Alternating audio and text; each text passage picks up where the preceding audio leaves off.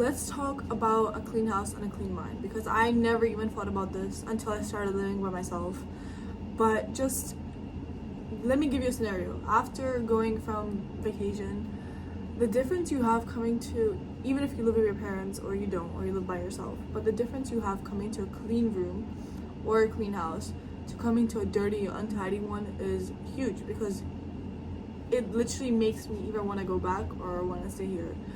But anyway, a cleaner space, let me just get out some facts. A cleaner space just decreases your cognitive overload. It's when you have so many things around you, so many things that you're looking at, where you can't really focus on the task on hand. And there's generally, it's like a subconscious thing to this point where it affects you subconsciously. You don't even think that it could affect you, but it does.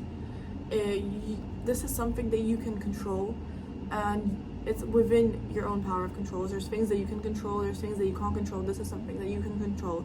So why don't you? Is it because it's already too messy and you don't want to tackle it all at once because you know it's going to go back to the same state? Is it because you don't have time?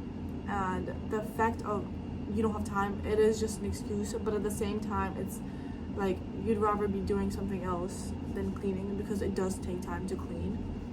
So the only way to battle this, or the only way I battled this, because I used to have the exact same problem where everything would be dirty, my laundry would be undone, I would not put, the dishes would pile up, and all you have to do is clean up after yourself on a daily basis, not even after every task you do, basically. If you see something on the floor, pick it up. Why are you leaving it there? It's making these small little changes. And having a dirty, clustered house should not be one of your problems. There's bigger problems that you probably are having right now, and that should not be one of them. So control it and get rid of it, because it generally makes a huge difference. It also increases your productivity, because you don't have to be looking at so many things all at once. And clutter-free brains are just better at processing information and concentrating on tasks at hand. I generally, like when I study, when I have a dirty room, maybe it's just me, I don't know, maybe it's just me, but when I'm studying and I know that, like, oh, my laundry is undone, oh, my dishes are there, oh, my sheets are not washed, like, I feel like I have to do this before I can actually study. It could also be because it turned into such a habit of just cleaning things. I feel like I have to do that before I can do anything else. But it's like I said this before, but it's like a subconscious level of stress that you don't even realize is going on. It does make a significant difference between how you feel and how you act and the behaviors you build. If you clean every single day, first of all, not only does it make you more physically active, it also builds these behaviors of cleaning up after yourself where you feel better about yourself after. So how you would battle this, generally it's progress over perfection. Don't focus on, oh, I need my house spotless clean in a matter of this long, and don't dedicate a single day for this. Like, if you have a day of just cleaning, then you stop looking forward to that day so much, and you procrastinate that day so much because you know, oh, it's cleaning day.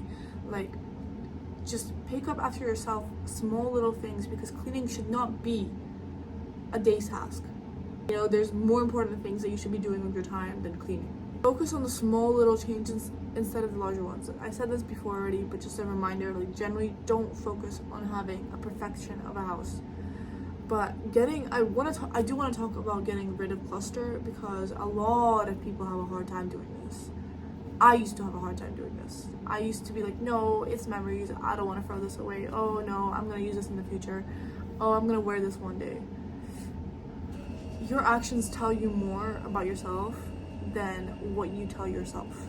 Instead of being like, oh, and procrastinating something, just do it. Like, generally just throw away things that you don't use. Now I have a really easy time doing this. I have no problem throwing away things that I don't use, because I know that when I have less things in my house, and when I have less, this is kind of just me speaking for myself, but when I have less things, yeah, like I said, when I have like less things in my house and I have less things to look at, I feel more calmer. It's like the Kim Kardashian example where her house is so empty and minimalistic, but it's because she lives such a stressful life where when she comes home she feels like she doesn't have to think about anything. She doesn't have to, like, well, she does, but she doesn't have to look at anything where it could make her, I guess, more stressed. So getting rid of things that you don't use is very, very important. You don't need a lot to satisfy yourself. I feel like nowadays it's like, oh, I need this, I need this, I need this. You don't. Like, you generally don't. Like, our ancestors did not need a lot to satisfy their needs. So yeah, I just wanted to go and talk about this topic because a lot of time it gets ignored about our mental health and the effect it has on us. But yeah, hopefully you guys learned something, and I'll talk to you guys after.